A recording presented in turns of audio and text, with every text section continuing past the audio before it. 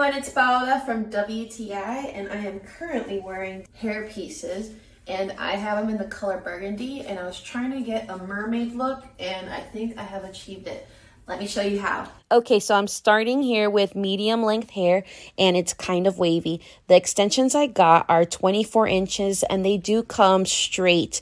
Now, the package includes 7 different pieces with wefts, including 4 clips, some with 3 clips, 2 clips, and 1 clips. I came out to the sun so you could really see the color difference.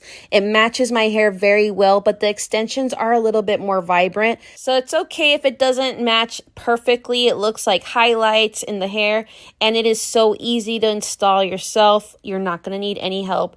The little silicone grips in the clips are going to keep them from slipping out. So if you're just looking to add volume, you can get away with 1 package. I wanted to add dramatic length, so I used 2 packages to really give the effect.